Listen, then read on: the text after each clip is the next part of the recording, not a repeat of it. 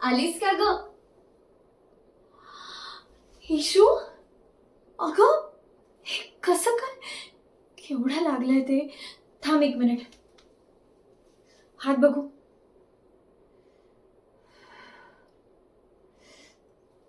का? इशू, असं 2-4 पैशांसाठी जीव धोक्यात घातलेला मला अजिबात चालणार नाही. अगं तत्वांचा प्रश्न असला तरी सुद्धा जीवावर बेतेल असं कशाला काय करायचं? श्रीमंत माणसांचं काय जातंय चॅलेंज करायला? काही नुकसान झालं तर ते आपलं होणार आहे, हे यातनं अंग काढून घेतील. आणि असे आघोरी प्रकार करायला तुला परवानगी दिलीस कोणी? थांब, आपल्या आई बाबांनी आपल्याला एवढं कष्टाने वाढवलंय, पोटाला चिमटा घेऊन शिकवलंय. जर काही नुकसान झालं तर ते आई बाबांनी का सहन करायचं सांग?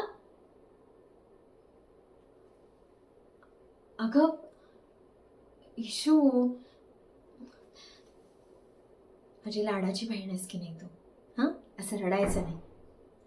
अगं आपल्या आई बाबांची फक्त मुलगी नाही आहेस, मुलगा पण आहेस. बाबांसाठी तरी असं नको करूस ग. तुला माझी शपथ आहे, प्रॉमिस कर की तू असं परत कधी करणार नाहीस. प्रॉमिस दे.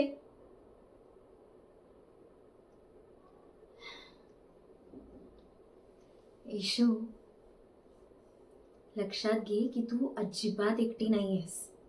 आपण कायम आहोत एकमेकींसाठी. आपली टीम आहे की नाही? मग चल, हातपाय धु, मी तुला जेवायला वाढते.